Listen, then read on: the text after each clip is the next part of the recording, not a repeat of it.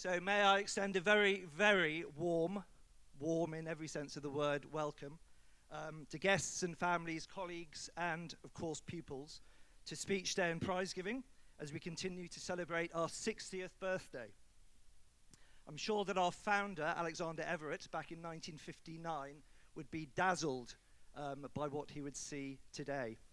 So thank you all, the multitude of you, for coming and for helping us celebrate, because that's the way to put it, our 60th anniversary year.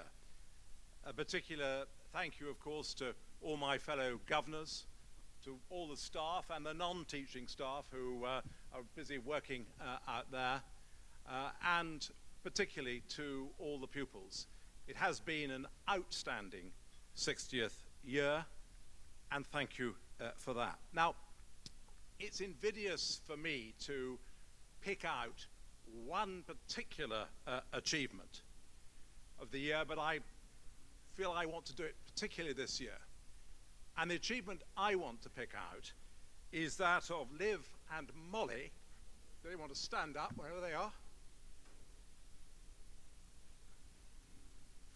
Liv and Molly won medals at the national schools, the first girls' medals we've ever won at National Schools Regatta. So thank you and congratulations.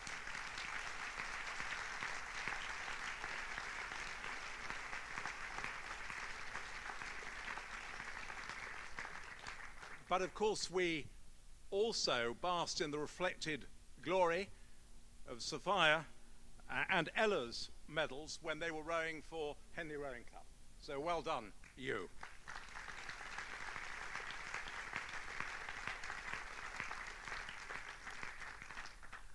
So Shiplake's always been a friendly and a welcoming school over all those 60 years, whatever its facilities, whatever its size. And we've always nurtured a vibrant, a successful, and above all, a confident pupil community. And as we heard at the Leavers service, confidence is critical.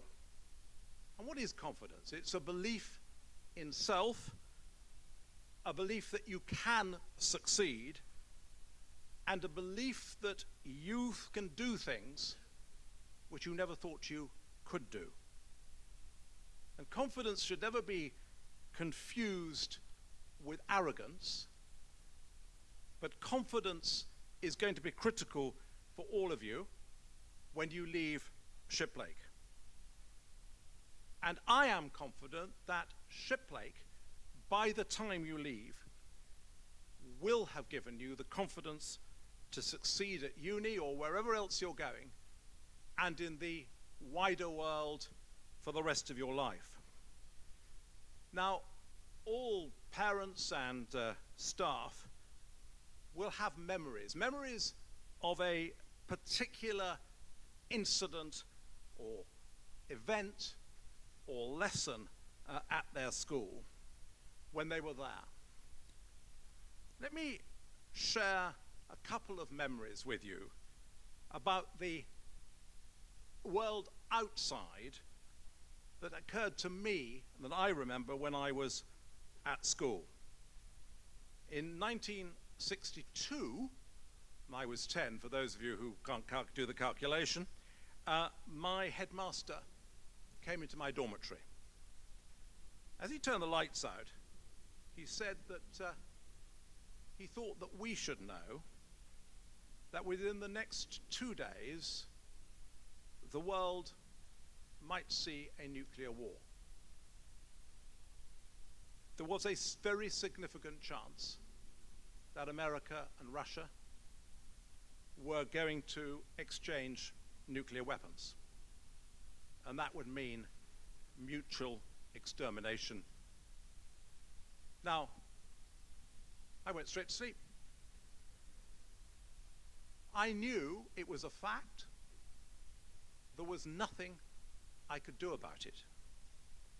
And then in 1967, as part of my school CCF expedition, I was driven along the fortified border fence between what was then East Germany and West Germany. I saw some places, and I see a couple of you looking at each other.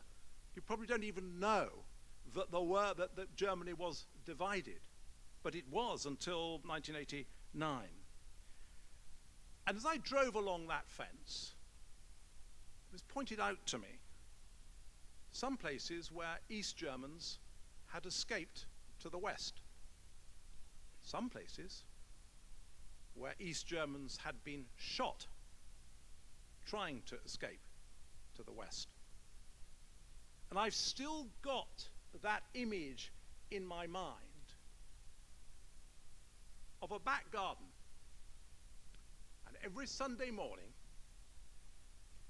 an East German grandmother looked at her daughter and two grandchildren that she never touched because they were on the West German side of that split village. Okay. It was a fact. There was nothing I could do about it. But this year, something very extraordinary happened. Greta Thornburg, a 16-year-old, autistic, Swedish schoolgirl, speaking in English, which was her second language, made more of an impact on public opinion on the subject of climate change than the speeches of countless presidents, experts, prime ministers, ministers. She got a simple message across.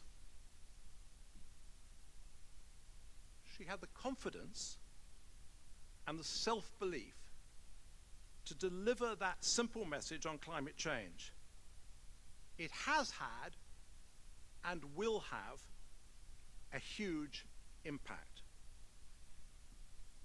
But the really exciting thing about that is that all of us, whatever our age, whatever our background, all of us in this tent can contribute to combating climate change. Unlike, for me, the nuclear war, a divided country, a divided Europe, climate change is now a fact. But all of you individually can do something about it. So the challenge I want to give everybody in this tent is, what are you going to do about it? And it's a challenge I'm going to say to the new Headmaster Tyrone. What is the school going to do about it? Because if we don't take action on that, you, all the pupils here, maybe us oldies won't be affected by the implications, but all of you will be. So I want to move on from that rather heavy message to say a few other things. Because, of course, today we're not just awarding prizes. We're not just saying farewell to the leavers. We're also saying farewell to a very special leaver, Gregg and Allison, and I put them together.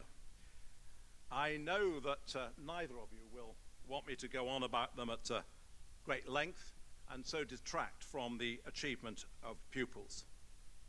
But I think it is right that I should remind you of some of Gregg's achievements. When Gregg arrived, there was no Gilson House, there was no lower school, there was no John Turner building, nor, of course, the foundations of the Sixth Form Centre and the appropriately named Davies Centre down by the river. When Gregg arrived as headmaster, there were less than 300 pupils. Now there are not far short of 500. Okay. So that's measurable. That's physically there for us to see. And it is a tribute to him. But that's important. But in my view, it's not the best way to to judge Gregg's contribution to Shiplake. Earlier this term, I was walking up near Burhouse with Gregg. A year 10 boy stopped Gregg to tell him about a success that he'd had with others at a school regatta the previous week. Well, I walked on, waited for Gregg to catch up, and expected him to tell me about the school's latest rowing success. He didn't. Gregg was very excited, but not about the rowing success, but about the fact that that particular boy had had the confidence to stop Gregg to talk to him. That would never have happened last term, Gregg said. He would never have had the confidence. He's really come on. It was the change in the pupil. It was the progress that he clearly made that really thrilled Gregg, that excited him. And I think it's a remarkable tribute to him and to Allison that after 15 years as headmaster, it is still the little things. It is the small steps. It is the palpable achievement in the individual pupil that give him the greatest pleasure and the professional pride.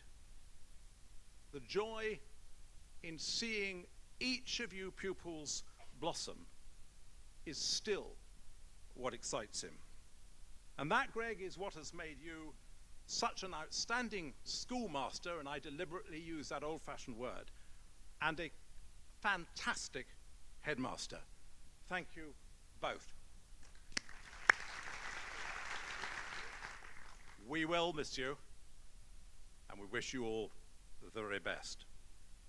Now I'm going to ask a number of the former heads and deputy heads of the college and Allison to come up and join me here on the stage.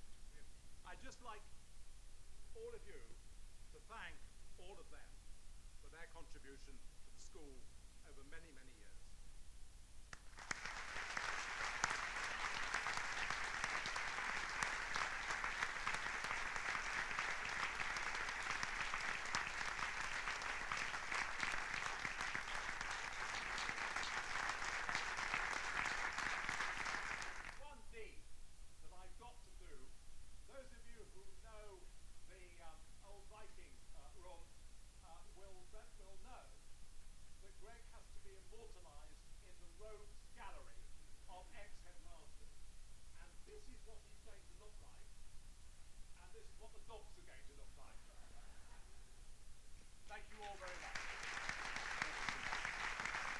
And I'm now going to ask Erica and Annie to come to the stage. We've got, I think you've got gifts for both of them, yes?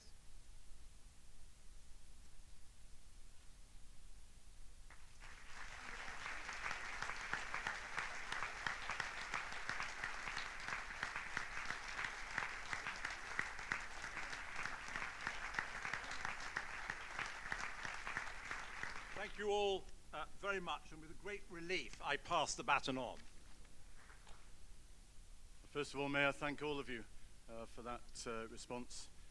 I'm sure I'll say it somewhere in this speech, but it has been my privilege and a pleasure, a large majority of the time, to have served the Board of Governors and Shiplake College. And undoubtedly, Allison and I will miss the community as we go on to our next adventure. But one of the memories we will take with us is just this. Thank you very much. So pupils, staff, Sir John, governors, ladies and gentlemen, I researched final leaving speeches, and I now believe it is customary to give some final words of wisdom. However, because I am married, I'm more used to receiving it than giving it. That said, I have two stories I want to tell the leavers, be they pupils or staff. I also want to share with you what my colleagues and the pupils thought that I would miss and what I would not about Shiplake. it is clear that out of the 91 responses received, the majority of this community know me very well indeed. But first, the chairman doesn't know this. The question in the recent parental survey, which wasn't shared with governors, but I can now reveal, was, which of the last 14 headmaster speeches at Shiplake do you remember? I pompously imagined that the one with the most votes would be when I talked about education on the political landscape, or perhaps when I set out my vision for Shiplake over the next 5 years, or surely the one where I passionately espoused the importance of character education. But no, 90% of respondents said the one they remembered most was when I told you about my wedding night. Have to say, slightly disappointing. So I have succumbed to the wish of the people and will not attempt any discourse on pedagogy or school development, but have searched my limbic system for further memories of marriage, and I have found a few. Understandably, after that speech that was talked about for a long time, can I now say what I said was not true? It honestly was not true. It was a story. We'll get that over with. But anyway, after that speech, I've been asked by young colleagues for advice on marriage, so much so that marriage counselling is a career to which I find myself increasingly drawn. What I know really starts with the fact that, well, let's face it, women are saints. They forgive you even when you're not guilty. I've also learnt that in an argument, a wife always has the last word, because anything the husband says after that is the beginning of the next argument. Anyway, the first story. My housemaster at school, who went on to become headmaster at Bryanston, tells the story of how he first got into his prep school. Now remember, this would have been in the late 50s, early 60s. He was brought up in Oxford and wasn't very happy at his primary school, and so his parents decided to move him to the prestigious Dragon School. However, much like Shiplake Primary when I arrived, there was no space. Dad even tried to pull strings, but with no joy, and at this point, Mum took over. She went out and bought a second-hand Dragon uniform, put my housemaster in it, and dropped him off on the first day of the term in September, in the playground, and left. Things were not quite so organized then, and there were no admissions team to organize the beginning of term. So what happened at that time is that the form teachers would come into the playground and call out the names of the boys in their form, starting with bottom set first, second bottom, and so on.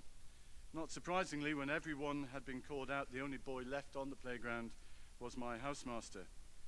Naturally, the school authorities thought that they must have made a mistake. So my housemaster not only got into Dragon School, but was placed in this scholarship set and enjoyed 5 very pleasant years at a school where he did not initially have a place. So leavers, the moral of this story is if you don't succeed or you think you can't succeed, don't give up. Just try to think outside of the box. Try to think perhaps in a non-conventional way. A solution might come. Okay, so what did colleagues and people say that I would not miss? I found it fascinating. I've not included all because, a little like our staff appraisals, when we ask for pupil feedback, there are some outliers which do not affect the outcome, such as the boy in year 10 who said in answer to both questions, "Don't care, just so long as your speech is short."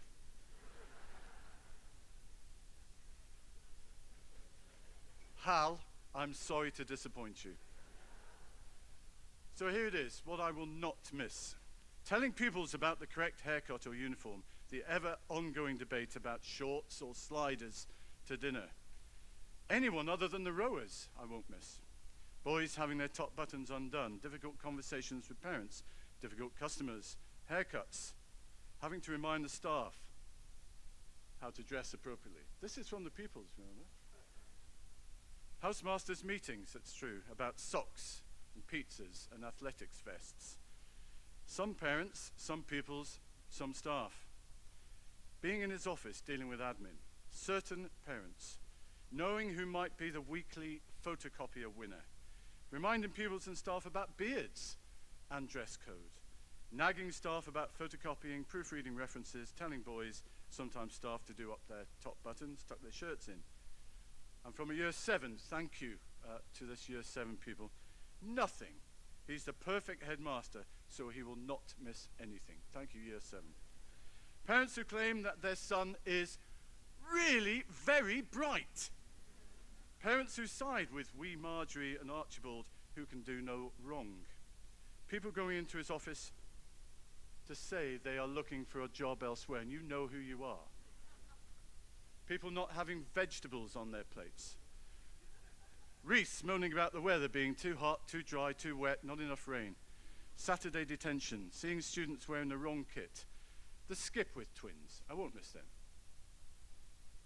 You know who you are, Skipwith twins. Staff playing tennis during period 1. Staff uniform, telling people off. Won't miss that.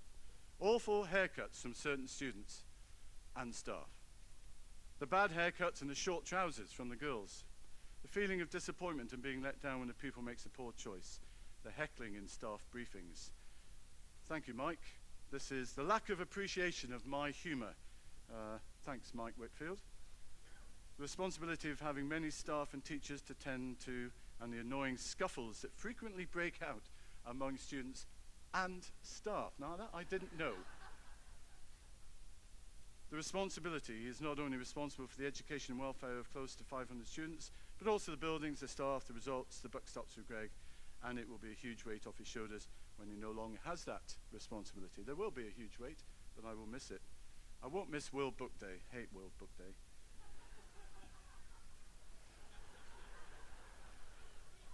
So you're getting it quite honest today. Year 10, set 4. You know who you are. I won't miss you. Year 10, set 4. It's always year 10, set 4. People wearing hats inside the building. Pupils whose shirts are not tucked in. Shouting at Mrs. Krause for walking down the drive. I won't miss that, though I actually do find it funny. Shouting at Mrs. Krause for eating in the staff common room. These are all things that I'm passing on to my successor. Having the day-to-day worry the school is running as efficiently as possible. Well, you should know actually that most of those sensible ones came from sixth formers about how hard it might be to run the school and all that kind of stuff. Didn't come from these lot. Came from pupils. So anyway, as I said earlier, young male teachers have used me as a counsellor either before. Thank you. It's really kind of you, and I feel touched that you do come to me to ask for this advice. Just before you're getting married, or even in the early years of marriage, when it can be quite tough. There have been some really interesting discussions, and one of the most, of course, centres around appearance. And you males will know perhaps what I'm going to go on to say. I've been asked by one of my colleagues, what do you say if she says, "Darling, can I go out in this dress?" It's a simple one. The answer is, yes, dear.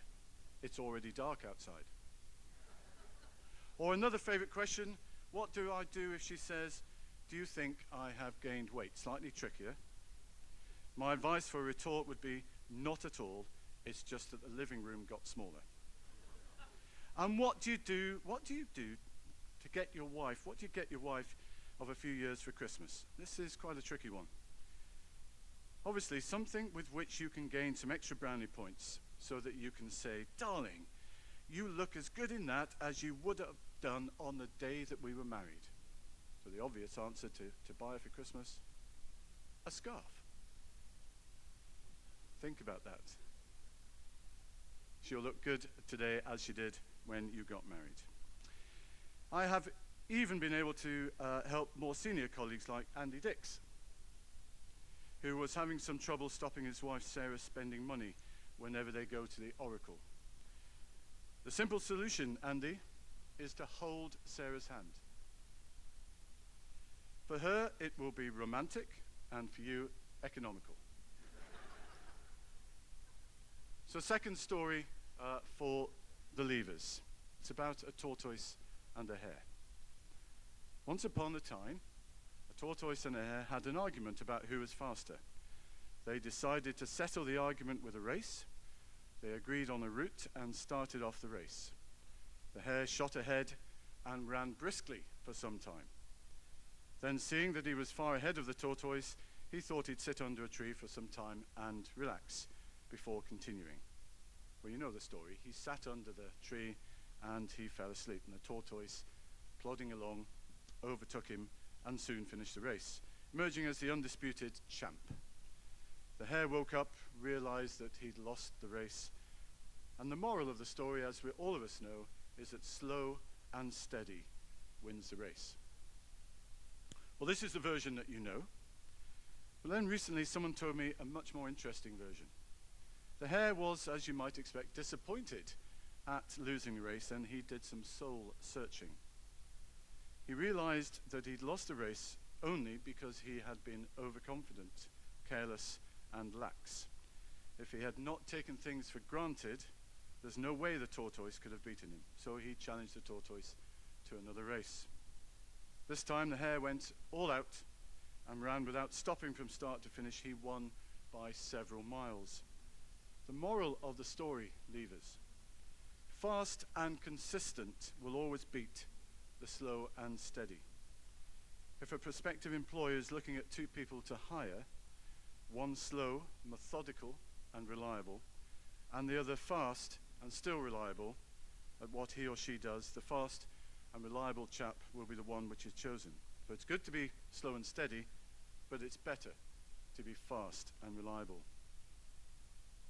But guys, the story doesn't end there. The tortoise did some thinking this time and realized that there was no way he could beat the hare in a race the way it was currently formatted. So he thought for a while and then challenged the hare to another race, but on a slightly different route. The hare agreed. They started off, and in keeping with his self-made commitment to be consistently fast, the hare took off and ran at top speed until he came to a broad river.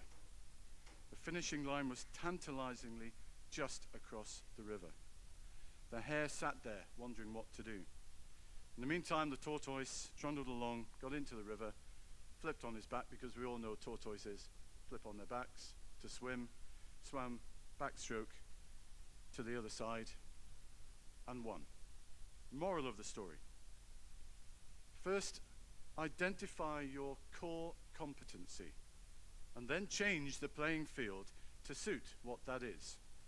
So in an organization, if you're a good speaker, make sure you create opportunities to give presentations that enable your bosses to notice you. If your strength is not in that, but in analysis, make sure you do some sort of research and move it up the line to put it in front of the nose of your boss. Working to your strengths will not only get you noticed, but will also create opportunities for growth and advancement. But the story's not quite finished. The hare and the tortoise, as you might imagine, by this time had become firm friends, and they did some thinking together. Both realized that the last race could have been run much better. So they decided to do the last race again, but to run as a team this time. They started off, and this time the hare carried the tortoise till the riverbank. Then the tortoise jumped in, flipped over, and invited the hare to sit on his tummy, did the backstroke across to the finish line. They both felt a greater sense of satisfaction than they'd felt earlier. So the moral of that story: it's good, sometimes great, to be individually brilliant and to have strong core skills.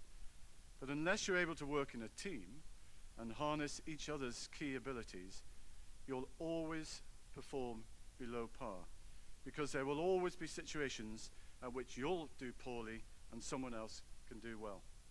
Teamwork is mainly about situational leadership, letting the person with the relevant skills for a situation take leadership.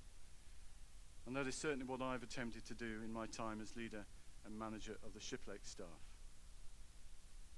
There are more lessons even to be learned from this story. Note that neither the hare nor the tortoise gave up. They went back to have the race again. The hare decided to work harder, put in more effort. The tortoise changed his strategy because he was already working as hard as he couldn't work any harder. And sometimes, it's appropriate to change strategy and try something different. And sometimes it's appropriate to do both. Final thing that the tortoise and the hare learnt. When we stop competing against a rival and instead start competing against the situation, we perform far better. So in simple terms, for our teachers at Shiplake, we've said this time and time again, if we stop worrying about the results and concern ourselves with our performance in a lesson as a teacher or on the games field or a river as a coach or in drama and music as a director, if we worry about the performance, the results will come. This is what Dave Curry, Hugh Mackworth Praed and the other coaches have always done on the river, and I wish them every success this afternoon and next Wednesday. You should know that at 3 o'clock, James Batchelor, where is he? I wonder if I could embarrass you, James, so asking you to stand up, because a lot of these people will want to go and support you. He's rowing for Reading this afternoon at 3 o'clock. Thanks, James. The Temple 8, some of you are here. They're at 4:15, 5:05. Mr. Mackworth Praed, the maths teacher with a racing haircut, you know the one? He'll be rowing in a boat with his friend. And I wonder if the first 8 are here. If you are, can you stand up? They're going to struggle a bit. 1, 2, 3, 4, 5. I'm going to struggle a bit. Actually, do you know what? I didn't mean about you. I'm talking about the proper first 8. So you can sit down. Is the proper first 8 here? Can you stand up if you're in the proper first 8? I wonder if you could come out, please. Ain't no sunshine when she's gone. It's not warm when she's away. Ain't no sunshine when she's gone, and she's always gone too long. Anytime she goes away, wonder this time where she's gone. Wonder if she's gone to stay. Ain't no sunshine when she's gone, she's always gone too long. Anytime she goes away. And I know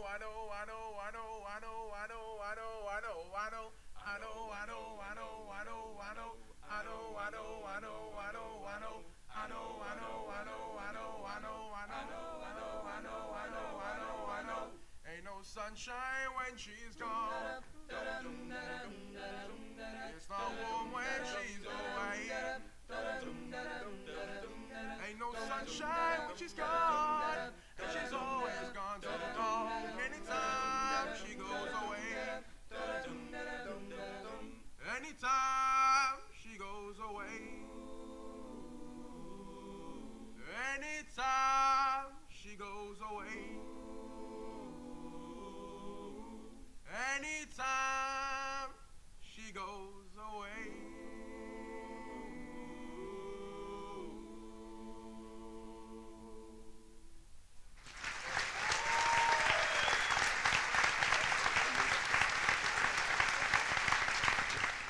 I'm just kidding you, rowers. I will miss you as well. But today, not as much as I will miss those guys. Just over 2 years ago, 4 of our year pupils were involved in a near fatal car accident. I'm delighted that Harvey Greenaway is with us today, just sitting over there.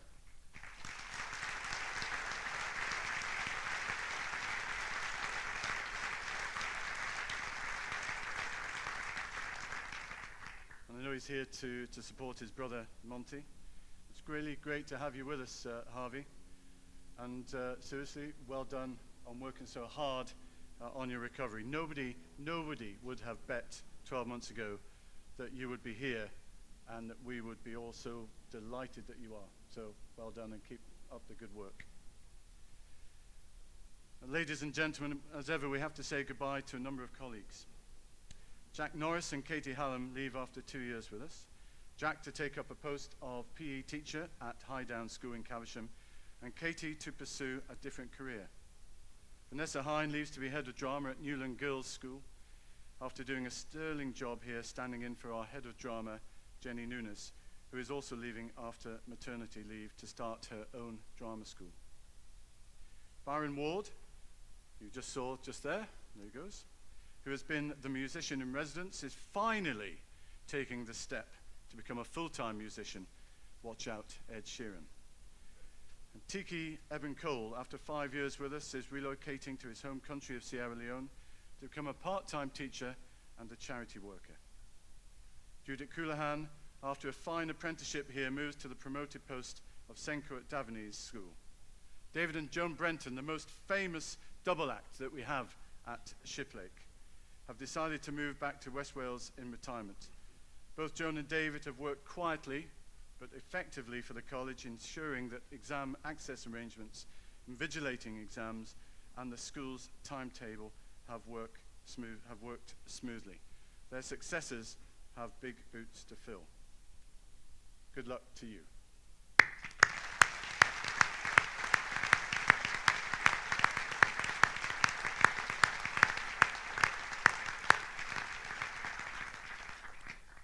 Alex Hunt, assistant head of co-curricular, has taken the brave move to go into industry.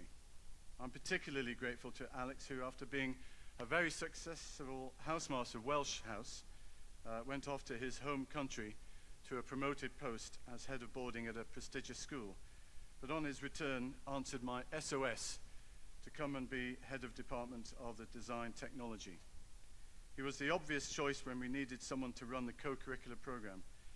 His very Australian approach to the excuses of fellow teachers when they didn't want to do a particular activity is often breathtaking in its clarity. Alex Duncan, who moved to Shiplake from a senior post in the maintained sector to experience the pastoral life in the independent sector, has shown all of us what true passion is for a job. Skipwith has been well served by someone who has always put the rights of the good boys first. Adam Mallins, who 9 years ago was a TV producer, has had a startling rise at Shiplake, culminating in the position of senior housemaster. Adam is one of the most loved teachers at Shiplake and most respected colleague. He combines hard work with empathy and thoughtfulness, all skills which we know he will use wisely and judiciously in his new role as Deputy Headmaster at Crossfield School. And good luck to all of you.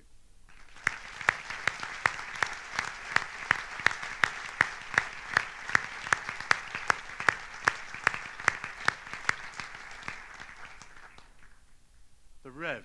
Now, he promised me he would be here. Is he here? Oh, there he is. Right. I am the Headmaster, Rev, so could you stand, please? We've not really had this relationship, headmaster, the rest with the Rev. There we go. Just keep standing, don't sit down. So, the Rev, a.k.a. Stephen Cousins, has been the spine of our pastoral care for the last 10 years. He has been the true shepherd of the Shiplake sheep, pupils, staff, and parents, and is really much loved by all of us. He leaves to a new challenge as chaplain to the Uwelm Trust and associate priest in the village. His task, he tells me, is to spend the trust's money, of which I'm reliably told there are millions. He also has to keep Geoffrey Chaucer's tomb polished and look after the 2 chaplains and 13 poor men of Uwelm in the county of Oxfordshire. He will be missed by all of us. His wise counsel, based on years of life experience in difficult arenas, has been sought from year 7 to the headmaster. His chapel services on Monday and Thursday have always been carefully thought out, and for anyone who has paid attention, they would have left the church feeling both spiritually uplifted and with a message steeped in common sense. Stephen, thank you so much and good luck in your new role.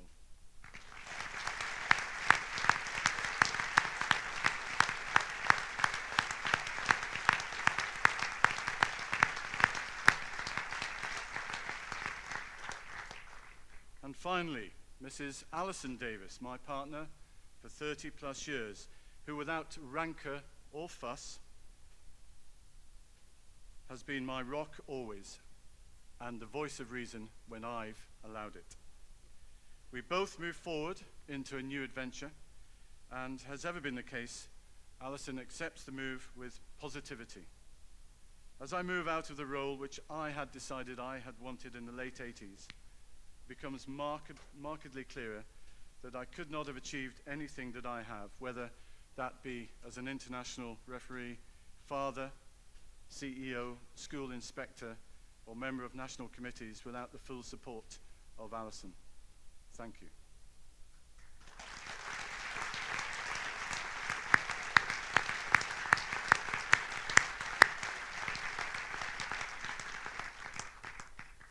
I have been told by Anna that apparently she has played a major part too. And I'd like to publicly thank her and congratulate her on making her mum and dad unbelievably proud in achieving a top degree this year. Thank you.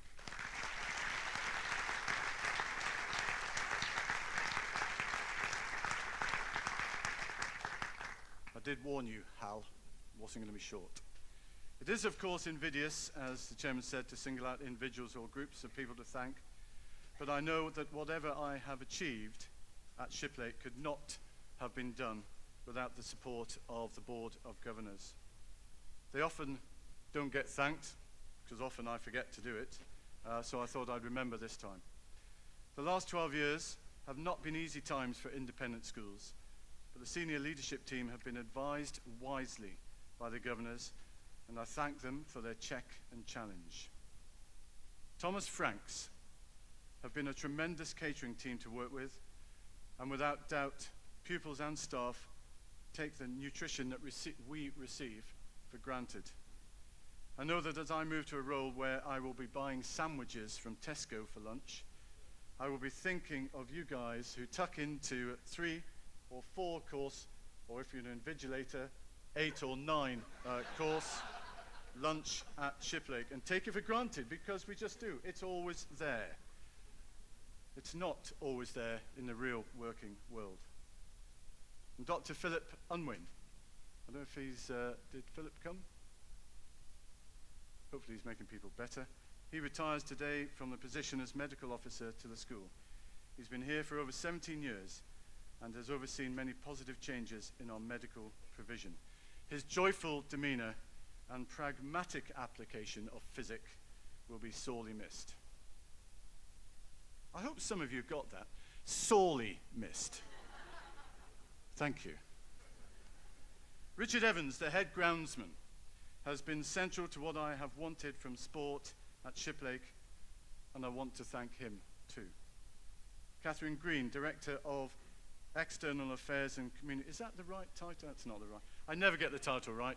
Catherine Green, our director, has put together a superb team within admissions and marketing, and I do not underestimate the work that they have done in moving Shiplake to the top of local independent schools. Our young bursar, who honestly does look 12. Because you parents won't even know who he is, because you'll think he's not even reached sixth form yet. He's been a really welcome addition, and the governors and the parents will be delighted to know that he is tighter than a Scotsman's sporran with regard to money. And the 2 deputies, Nick and Paul. Since 2007, I've been blessed with outstanding right-hand men, and these 2 are right at the top. My successor, Tyrone, is absolutely lucky to have such wise counsel at his fingertips. Now, finally, back to the list of what I will miss. The pupils Remember, this is a list put together by staff and pupils. So I'll miss the pupils, especially the balance, being able to laugh and joke around with them, and then to be able to be strict and fair to them. Makes it easier as he has the respect of the pupils. Apparently I'll miss the rowers again. Being involved with helping students to succeed and staff to feel supported. I'll miss not having an audience to do speeches to, just the shower curtain. The food, of course, getting to know the pupils, rugby refereeing, the banter with staff and pupils, seeing pupils develop their talents. To receive, and I do receive this daily, inspiration from the pupils. Speaking to pupils every day. Walking the dogs by the river. Chocolates on Wednesdays. Great conversations in the library. You'll know what I mean. Me, possibly. This is from Louise Rapplemore. You can imagine those of you. What will I miss most? Me. Obviously, OBS. Or possibly the river, the view, the birds singing, the camaraderie, dancing at the Christmas party, and the food. From year 7, how well Shiplake pupils show sportsmanship. I'll miss, apparently, the naughty boys. I'll miss singing with gusto first thing in the morning. Unique community spirit. I'll miss clamping cars. Do you know I will miss that? I haven't done it as much as I've wanted to this year, but I might come back. I'll let Tyrone know, and I'll clamp some cars. That's really one of the best things that I've enjoyed. The pupils, he says it, but he genuinely would much rather speak to the pupils than to parents and staff. Honestly, it's absolutely true. I've told some of you this, that my first appraisal, I had to move out of my study because some of my colleagues, I think they've all left now, or I've made them leave, said, he's quite a good headmaster, but if we're talking to him, if he sees a boy outside who wants to go and say that was a great history essay or this, he leaves us. And then he just forgets to come back. It is true. The talented pupils and staff. Watching the pupils he has seen grow up through the years play in major sports matches, for example, Friday Night Lights. The freedom to tell questionable jokes on speech day. The feeling of pride at watching pupils thrive and succeed. Conversations with all students. Apparently I will miss the Skipwith twins. The sartorial and grooming expertise of a certain Irish head of English. Can you imagine who wrote that? Sausages. Mushy peas. I will miss those. Talking about his wedding night during prize giving. The days when the pupils make him proud, which somewhere across the curricular or co-curricular program is actually every day. Singing in chapel, closely followed by telling Mr. Olhausen to take his hands out of his pockets. Telling people to tuck their shirt in, the pupils, music concerts, crying at music concerts, being the head of the school. But the one which was mentioned most, because I added up, is the one that I will miss most. And that is the community of Shiplake College. As I said at the beginning, thank you, Governors, Nigel Gilson, Turner, for giving me the opportunity to lead such a wonderful school. It has honestly been a privilege and a pleasure. Thank you.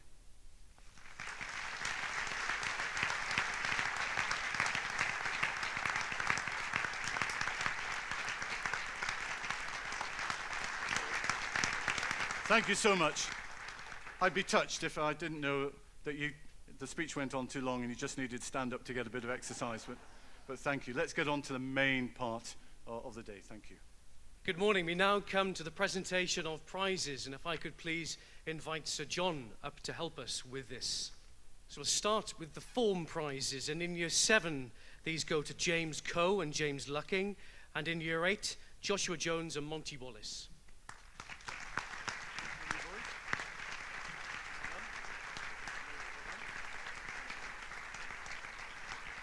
In year 9, form prizes are awarded to Matthew Grundy and Richard Wang, and in year 10, Munraj Bal and Oliver Hart.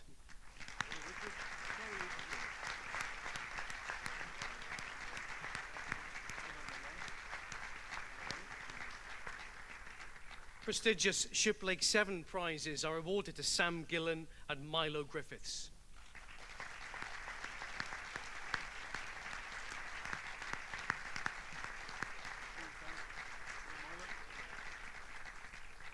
Next, we come to the GCSE prizes, and these go to, for Art and Design, Luke Roxburgh-Smith, for Computing Studies, Ben Thornburg, and for Design and Technology, Ethan Overton.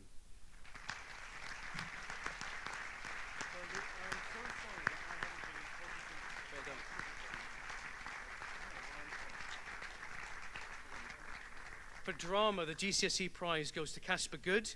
For English, Monty Greenaway. And for French and Theology and Philosophy, Rory Cameron Martin. Come on, boys.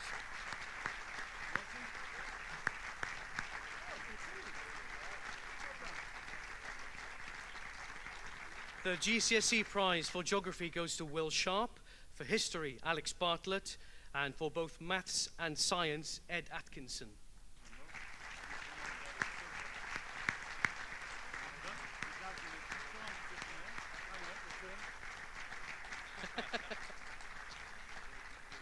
The GCSE prize for Music goes to Sylvester Sutherland, for Physical Education, Angus Wood, and for Spanish, Kai O'Hare.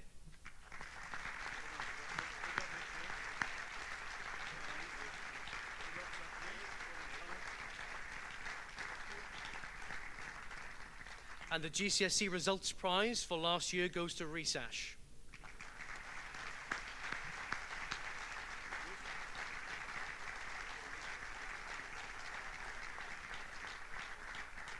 On to the Governor's Prizes for our sixth form pupils, and these go to, for Art and Design, Georgia Holiday, for both Biology and Chemistry, Harry Martin, and Business, Joseph Greenaway.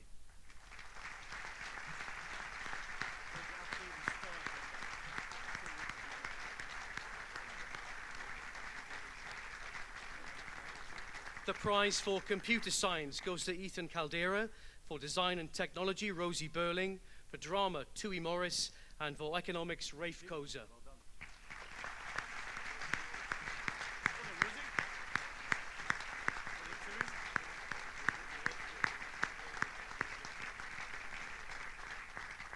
For Engineering, the prize goes to Dominic Brown, for English to Duncan Eglinton, for the Extended Project Qualification to Louis Taylor-Smith, for French, Elspeth Barber, and for Geography to Sam Baxter.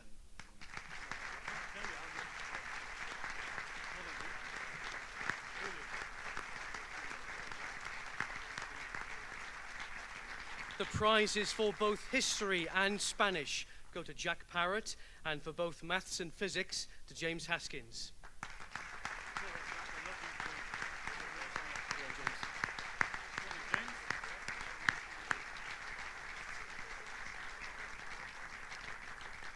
The prize for Media is awarded to Sasha Bowden, for Music to Ben Atkin, for Photography to Jack Norris, and for Psychology to Sophia Hahn.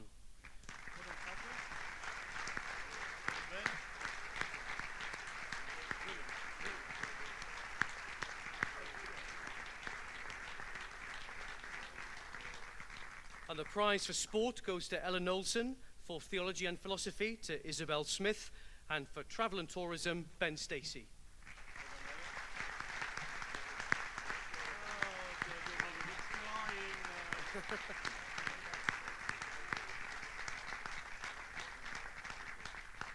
And the sixth form prize for last summer, and we're delighted he was able to be with us today, goes to Ben Gruco.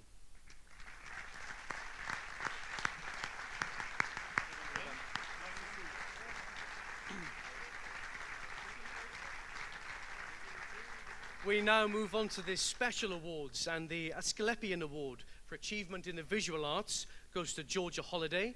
The Eaton Award for Academic Development goes to Fred Fox and Freddie Shorten, and the J.W. Whittington Award for CCF Cadet of the Year goes to Miles Firth.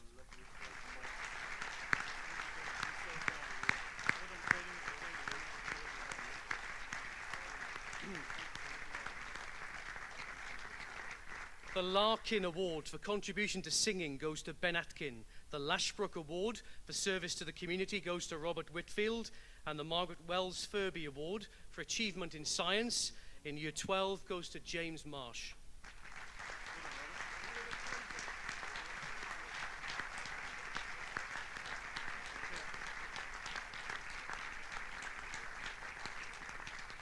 The Rupert Mackey Award for the contribution to religious life goes to Daniel Anstey and Oscar Raitt. The Salmon Award for contribution to the performing arts goes to Matthew Greenham.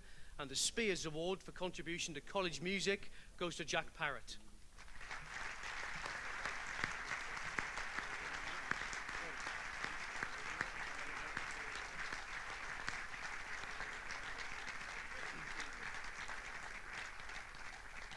We now come to the Trotter Award for International Sportsman or Sportswoman. And for rowing, these are awarded to Rhys Ash, Ben Brockway, Dominic Brown, Sydney Benand, and Marcus Coulter.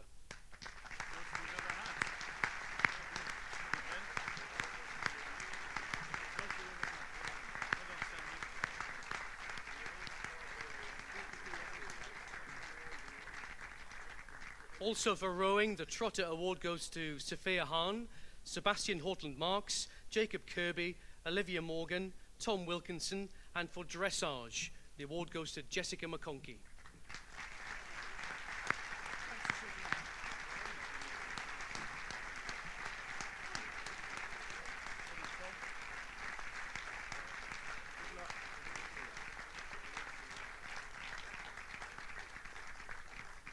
Next, the Wagner Award for endeavour shown in college expeditions, and this goes to Hayden Stride, and the Darwin Quake for contribution to the life of the lower school goes to Max Gardiner.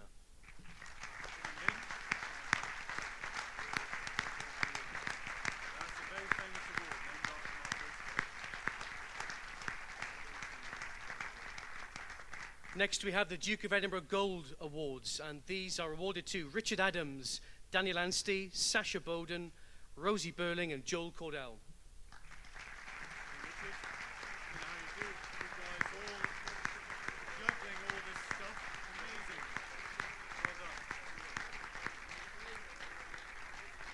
And the Duke of Edinburgh Gold Award also goes to Miles Firth, Jamie Gibbs, Rafe Koza, Harry Martin, Danny Seymour, and Georgie Stebbings.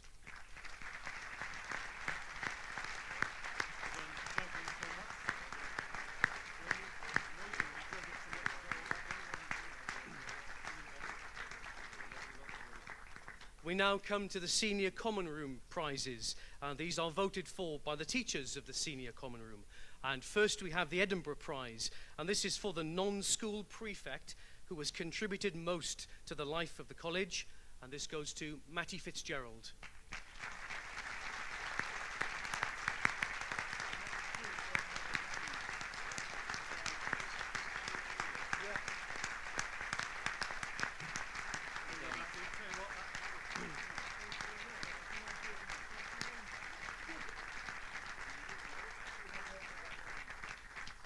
Next we have the Matthew Bevan Prize, and this goes to the most industrious Year 11 pupil, Kai O'Hare.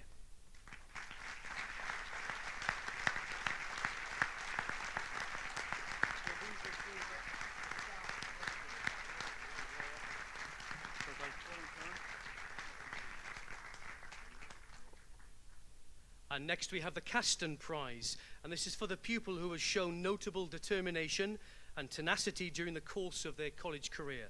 And this goes to Robert Whitfield.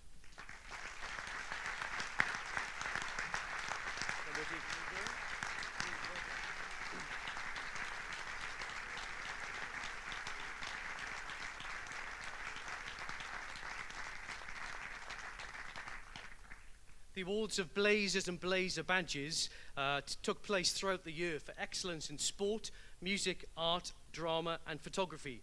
Please join me in congratulating all of those pupils listed in the programs, in addition to our Deputy Head of College, Sophia Hahn, who received the Owl Tie for her outstanding contribution in a range of curricular and co-curricular activities. And if I could invite Sophia up to receive her prize.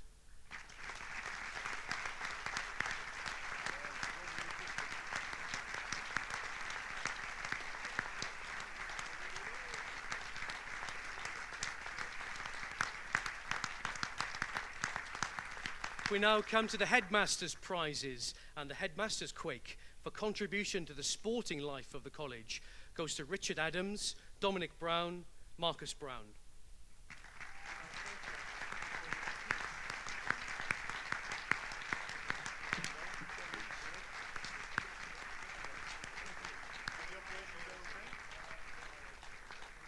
And the Headmaster's Quake is also awarded to Jamie Gibbs, Olivia Morgan, and Callum Theodoru.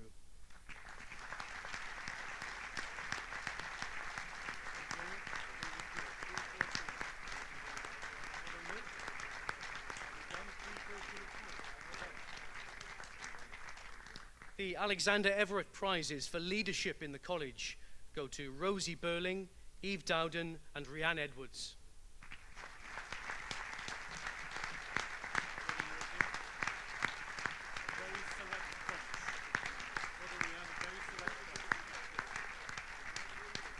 And the Alexander Everett Prize also goes to Zach Green, Josh O'Hare, and Oscar Raitt.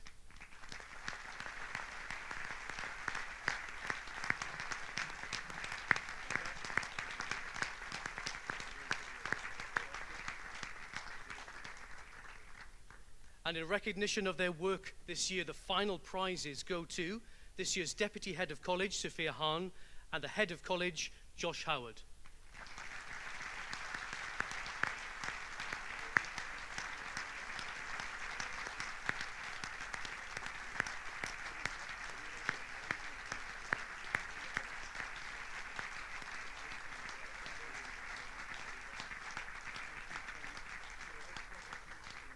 Sir John, Governors, Headmaster, ladies and gentlemen, staff and pupils. To kick off my speech, I would like to take you back and invite everyone to think about that one inspirational figure that influenced your childhood and remember how that shaped your outlook. For me, this was England rugby legend Jonny Wilkinson, and particularly that drop goal in the final of the 2003 Rugby World Cup. Back before I started my Shiplake experience, about the only book I ever read was Jonny Wilkinson's biography, and I would watch the historical moment over and over again. My aspiration as a 12-year-old kid was to be a Rugby World Cup winner. I'd practice every day, replicating that magical moment, but the last 5 years here have changed this immeasurably for the better.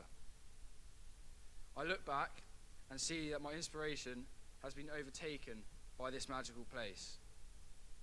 Like the Jonny Wilkinson story, my Shiplake College experience has inspired me, seen me step outside my comfort zone and achieve personal victories that I will forever cherish. And I would like to share some of these 3 areas of my Shiplake experience with you today. Since joining the college, I can say that Shiplake has surpassed Jonny Wilkinson as my inspiration. Back when I was looking at schools, the deciding factor for me was the awesome aesthetic of the front field, which you see today. It's hard to describe the feeling when the front field is buzzing with life on a warm summer's evening. And it has inspired me daily and has driven me to have the privilege of walking out to bat on it. But above all else, the effect of the front field has in bringing the whole school together is stunning and never fails to inspire. For me, one of the most inspiring parts of the Shiplake experience, which I know many can relate to, is the magic of Friday night lights. From year 9, this immediately became my dream, my goal to achieve during my school career. If you like, my Rugby World Cup moment. Unlike my Rugby World Cup ambitions, my Friday night lights dream came true. Leading up to the big night in 2018, I didn't think that I'd be playing in such an important part of school tradition. But soon I saw myself pulling on a precious starting jersey twice. And feeling the roar as you run out onto the floodlit pitch, it can't be put into words. Although I will never pull on a national jersey, I do know what it's like to be part of school history. To play on the same field as my predecessors that inspired me to dream of Friday Night Lights, and I only hope that I may have the same effect for those following me. Part of Shiplake that is hard to conceive is that it can be anything but comfortable, cosy, and a pleasure. But sometimes it throws you a curveball and requires you to step out your comfort zone. As memorable as Jonny Wilkinson's drop goal with his unfavoured right foot was, arguably one of the pinnacles of the Shiplake experience is stepping out your comfort zone.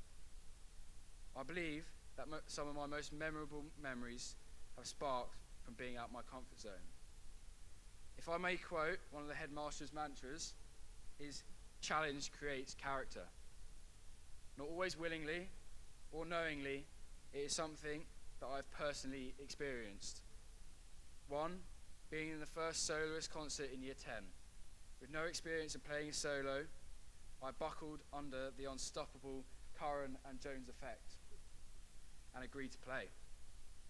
Despite having to learn a brand new piece in 7 days, I conquered something I never thought I could have done. Another big step out of the comfort zone moment. Another big step out of the comfort zone moment that many of you have suffered was that duet with the Headmaster only last week. If you like, it was my 2003 Rugby World Cup moment. It was my 17-all and my moment to succeed or crash and burn. I can't sing, and I know I can't dance, as many of you saw at Shiplake Rocks when the Headmaster and I duetted. But for me, I achieved a personal milestone, something I never thought I would ever achieve. I can't bear to watch the footage, but I know I overcame an out of comfort zone moment. I've had some unforgettable experiences here that will go down as some of my greatest memories, all down to Shiplake. One, and right at the front of the queue, is the privilege to be standing here as head of college now. I admit it was something I aspired to since the start of my time at Shiplake, and after 4 speech days, sitting watching this speech, I now find myself with the honour standing before you, delivering it. To follow this, one of my most memorable memories is scoring my first half century on the front field. For reasons I previously alluded to, you can work out what this meant to me. As I'm coming to the end of my school career, I can rest easy that I won't win a Rugby World Cup, and I most definitely will not become a professional singer. But I can say that I will forever cherish my time and the most precious of experiences that I have had at this magical place. Shiplake really has inspired and developed me to be the person that I become today, and the person I want to become tomorrow. A little reprise from last week, but with a twist. Don't worry those who suffered me last Thursday, I won't grace you with my singing, but I truly can say that I have had the time of my life and I owe it all to Shiplake. Just to finish, I would like to ask next year's joint heads of college, Reese Ash and Estelle Thomas, to come up and receive our congratulations and the best of luck for the next academic year. I hope you enjoy this role as much as I have.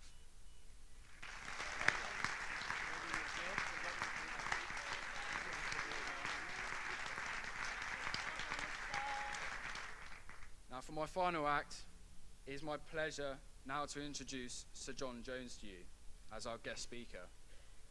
Sir John was knighted in 2003 for his services to education, having worked most of his professional life in challenging schools across the northwest of England. His last post being head of a large secondary school in Merseyside, in addition to his work with various organisations, panels and think tanks. He has also proven himself to be one of the most entertaining, inspiring and sought after speakers on the global education stage. Thank you very much. Wow.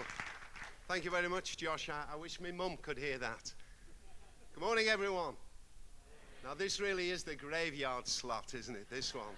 And Kat's waiting over there. She said, you've got 20 minutes. After 20 minutes, she's going to run on this stage and drag me off. Is that right?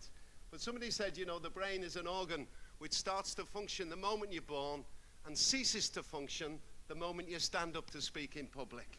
But I hope mine keeps going. You know, I once met a teacher. I went into a school. I said, how many students do you have working here? And he said, about half of them. Well, you know, this is a room, you know, Shiplake College. This room is brimming. It's filled with champions and winners, you know, and success dripping from the ceiling. So it is great to be here. Actually, at my age, it's good to be anywhere, you know, but... And we're preparing these young people, you know, for a world that doesn't exist. Somebody said that 80% of the jobs that they will do haven't even been invented yet. that actually 50% of the jobs that people do today, Oxford University said, will have gone in 25 years.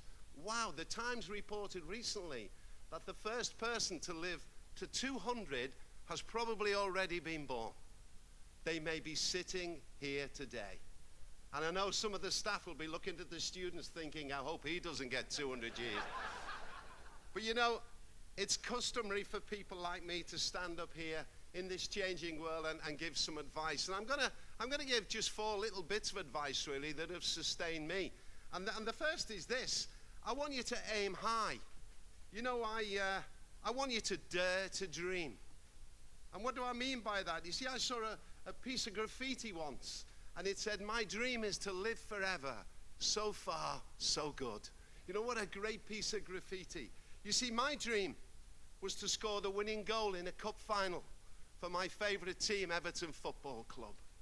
And I never did it. I wanted to walk up those steps and get a medal from the Queen. But you know, I went to a dinner once, and I sat next to the guy who actually fulfilled my dream. His name was Derek Temple. We all called him Derek Shirley Temple, for those of you who go back that far. And we were losing 2-0 in the 1966 Cup final with half an hour to go, and we won 3-2. He scored the winning goal, and he had his medal around his neck. And I said, "Do you know what? You're actually wearing my dream." And he said to me, "Do you know what, John? I'd swap it for your medal." Because I grew up on the tough streets of Liverpool. I didn't know that actually it wouldn't be Wembley, but one day it would be Buckingham Palace. And you'd go up a few steps, and you'd bow in front of the Queen, and she'd pin a medal around your neck. Nobody told me about that, but what I was always, was I was surrounded by people who made me aim high. You see, they're everywhere, guys, dream stealers. People who want to steal your dream. You see, they had dreams once, and somebody stole them, so now they're going to try steal yours. You know, somebody in Mike Brown, I think it was, in Decca Records, in I think 1962, said to 4 young lads from Liverpool, just like me, that we don't like your music. And anyway, groups with guitars are on the way out. That was in the 1960s. To whom did he say that? The Beatles. What about this one? Can't sing, can't act, but can dance a little. Fred Astaire, well done. One of the greatest dancers ever known. And you know, this young man he could sing, Josh, and he gave an audition. And they said, "We don't think you've got what it takes, son. Go back to driving your truck." Some idiot said that to a young man called Elvis Presley. You see, everywhere there are dream stealers. You make sure that you dare to dream, aim high. And the second bit of advice is this: to work hard. You see, a hard worker is going to beat a lazy genius every single time. And beware of these words: gifted, talented, natural. You see, that's the genius club, and it doesn't exist. I'm not saying that there aren't gifted and talented people. Of course there are. It's how they became gifted and talented. That's what matters. And without exception, they all achieved that through hard work. So next time somebody says talented, you just say skilled, because that's what it is. It's a higher level of skill. When they say gifted, just say lucky. Because if you want to pay if you're 6'8" or 7'2", then you've got an advantage at basketball. But the basketball player ever in the world was small for a basketball player. So make sure that you work hard. You see, one of my heroes is a fellow called Daley Thompson, the decathlete. 10 events at the Olympic Games, won a gold medal. Do you know he trained 365 days a year? And on Christmas Day, he trained twice. And do you know why he trained twice on Christmas Day? He figured that all of his rivals were going to be having a day off. So when they have a day off, I train twice. You see, it's all about hard work. And do you know all it takes to be gifted, talented, naturals and prodigies is to build the habits of the person you dream to be. You know, I came across an astronaut in Canada. She was talking to 8-year-old kids. And one of these children said to her, "How old were you when you became an astronaut?" She said, "I was 8 years old." Well, these 8-year-olds went into meltdown. "How does that work?" She said, "Well, when I was 8 years old, everyone in my class wanted to be an astronaut. But only I really wanted to be an astronaut." She said, "And I decided whenever I had a choice, should I do this or should I do that, I would always say, what would an astronaut do now? And I did that every time." All you have to do is develop those habits. You see, there are 3 big excuses, folks, in life. These are the top 3. I wanted to do it, but I was frightened. Number 2, I didn't have the time. Number 3, I'd get round to it one day. You know, make sure that you use that time efficiently. You know, my daughter's just started in the 6th form in year 12. And I said, "Phone up your cousin Izzy. Izzy's just graduated from Edinburgh University with a first-class honours degree." And I said, "She's a good person to ask for advice." And she went, she said, "I'll phone her now." She came back in 30 seconds. I said, "Wasn't she there?" She said, "Oh, yeah." "Did she give you advice?" "Oh, yeah." I said, "What was it?" "Just get started." That's all it takes. Don't let your brain kick in. Just get started. Use that time effectively. And if you don't think a year's important, you ask a year 12 who's just about to go into year 13.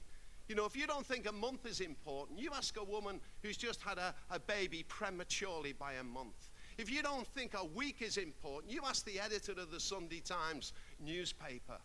And if you don't think, a day is important, you ask somebody who's got a very important interview the following day.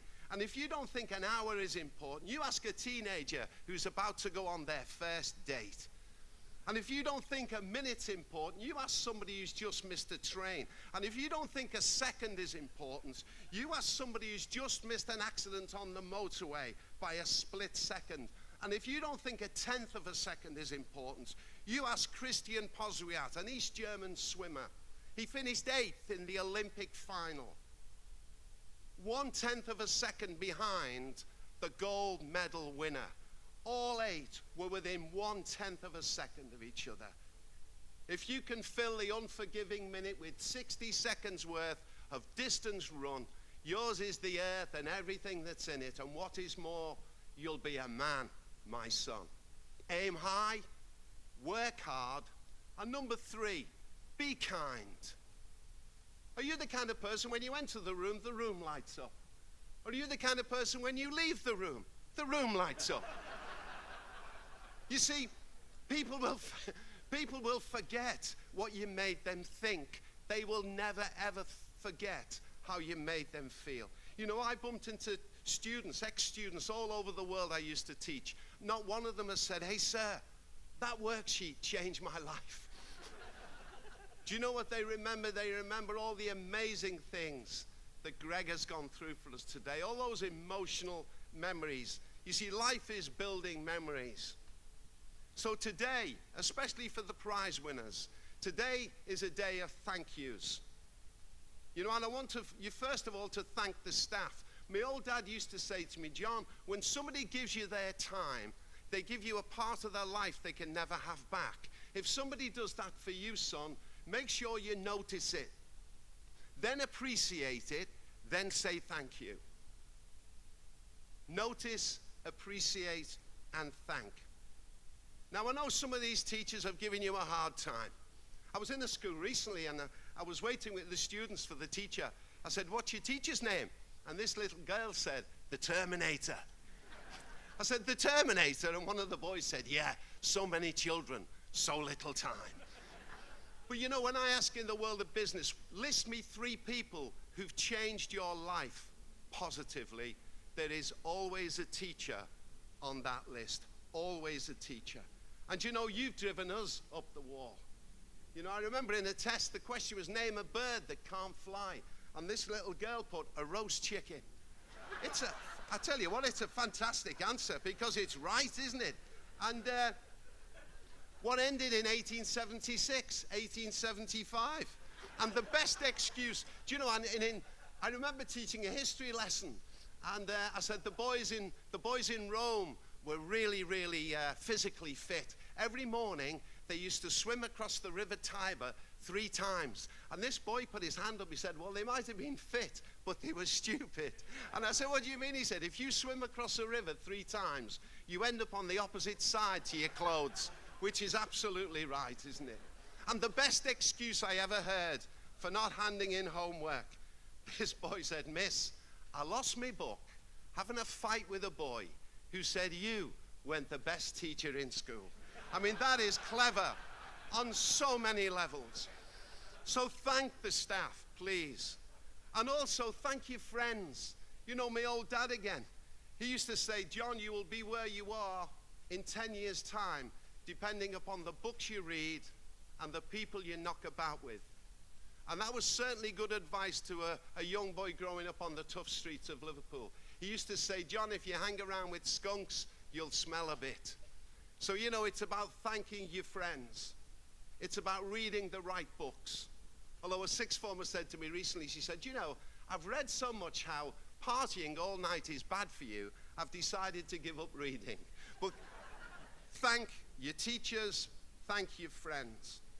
You know, Captain William Swenson received the Congressional Medal of Honor for bravery in the war in Afghanistan. He led his platoon off a helicopter in Helmand province. Within just a few yards, they were ambushed by 60 Taliban fighters. Everybody ran for cover, but his sergeant was shot in the neck, badly wounded, lay there on the ground. Swenson didn't run for cover, he ran to his sergeant, and he picked his sergeant up, and he carried him back to the helicopter under fire. And when he got back to the helicopter, the medic in the copter was wearing a GoPro camera on his helmet. And he caught the moment when Swenson gently lays his sergeant into the helicopter. But before he ran back to help his comrades, he gently leaned forward and he kissed his sergeant on the forehead.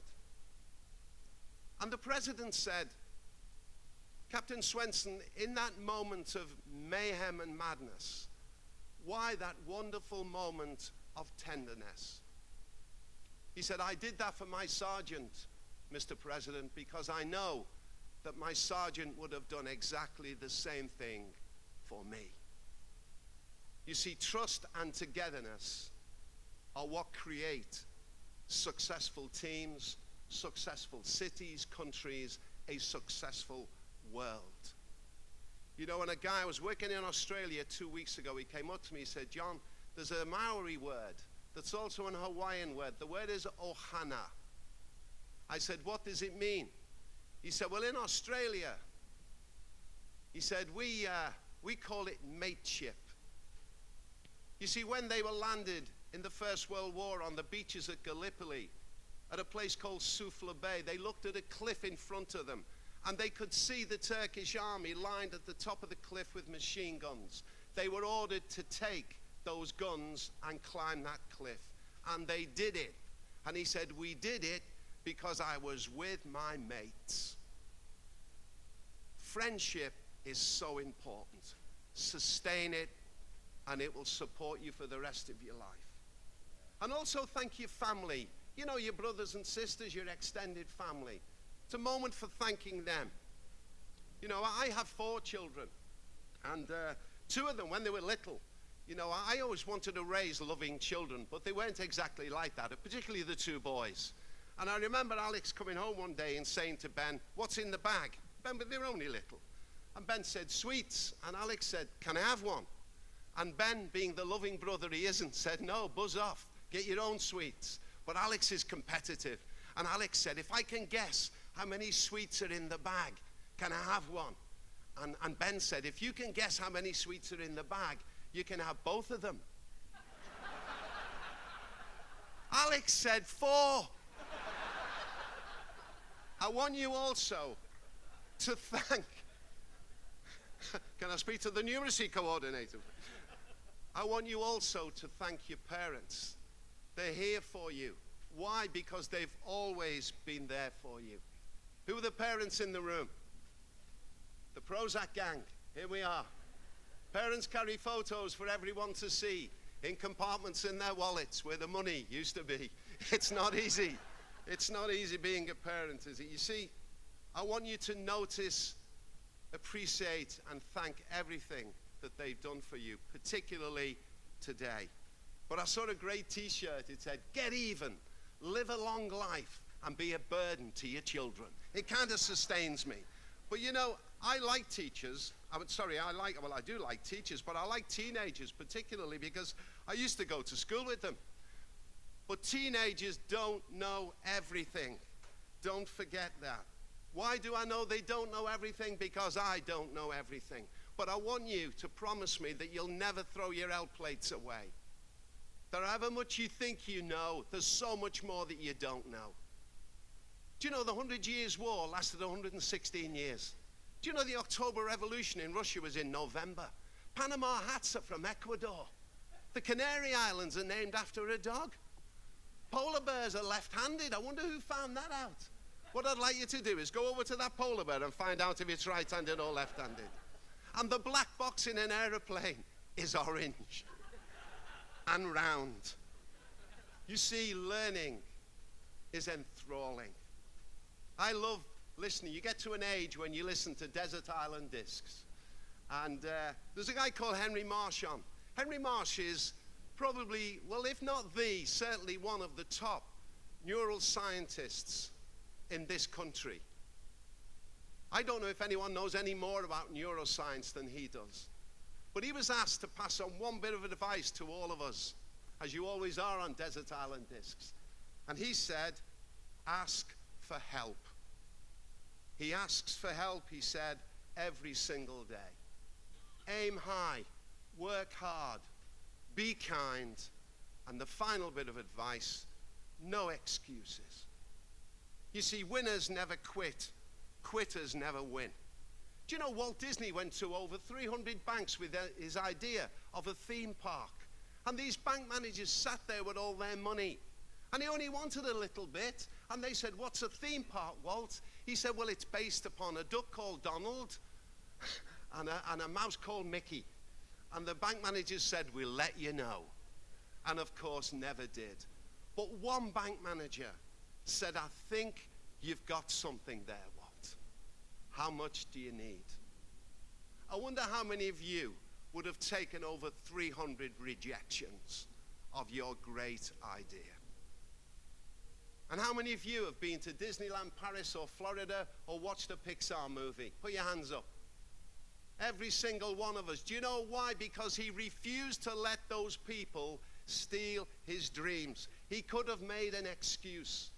Michael Jordan, the greatest basketball player of all time, was dropped from his basketball team at school when he was in the 6th form. He went to his bedroom and he had a pity party. But you know, at the end of his illustrious career, he said, "I've missed 9,000 shots. I've lost 300 games. On 26 occasions, I've taken the winning shot and missed it.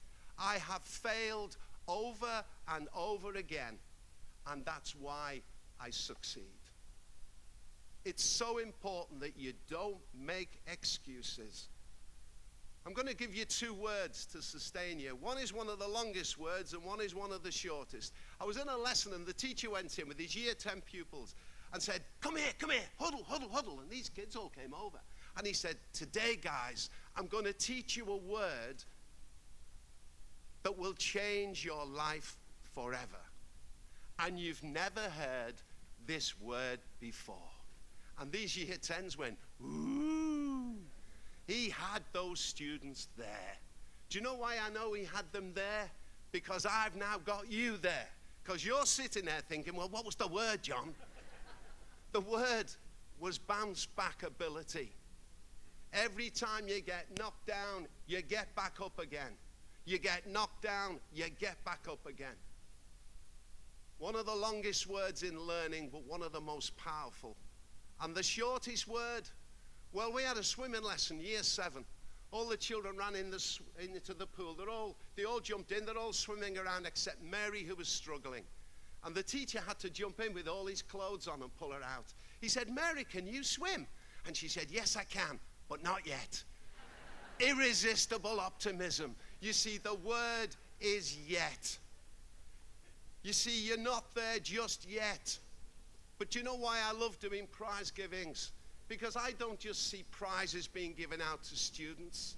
I close my eyes and I can see Pulitzer Prize winners. I can see Booker Prize winners. I can see people who are going to fill the Albert Hall, whose work will hang in the Tate Gallery. Nobel Prize winners, the next Steve Jobs, the Master Chef at the Savoy. I see Olympic medal winners, someone who's going to build towers that reach into the sky.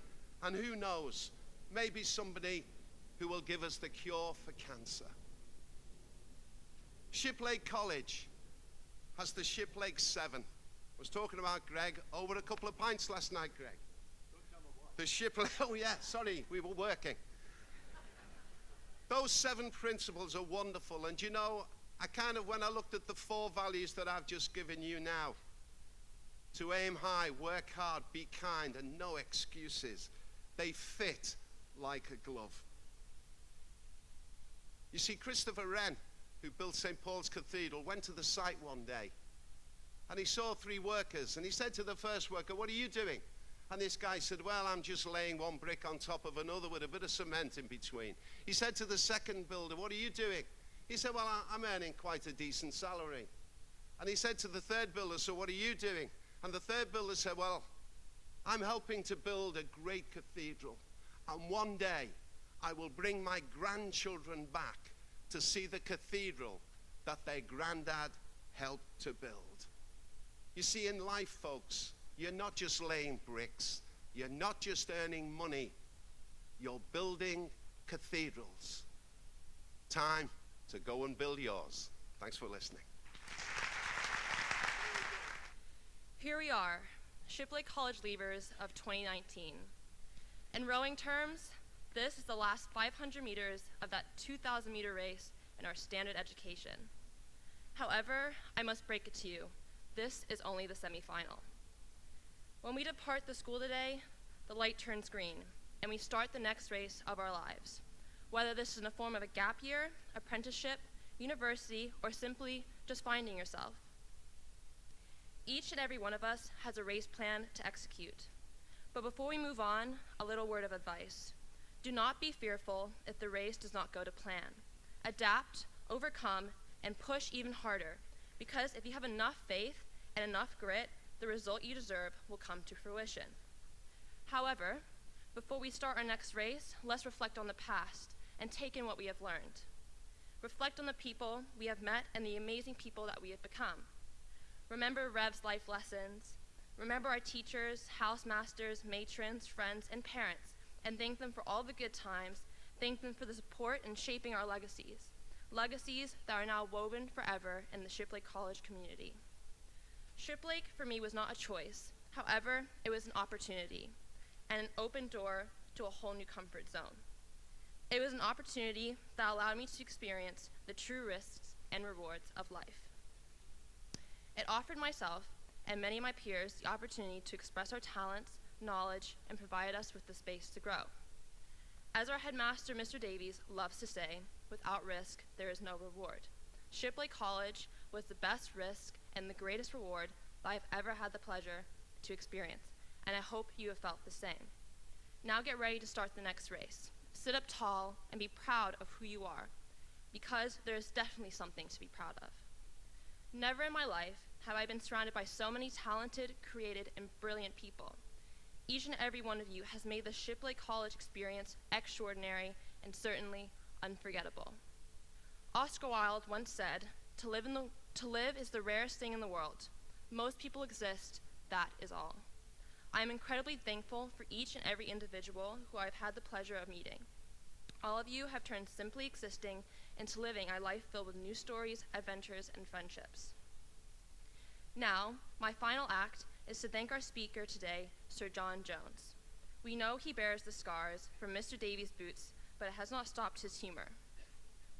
Sir John, I would like to apologize on behalf of Shiplake for any cruelty that Mr. Davies has inflicted on you in the football field, in the past. I would like to thank you sincerely for your time to share your stories with us, and I'm sure all the world would have wanted to have been taught by you. I guess it is the turn of the teachers to be inspired by you rather than your pupils. Thank you.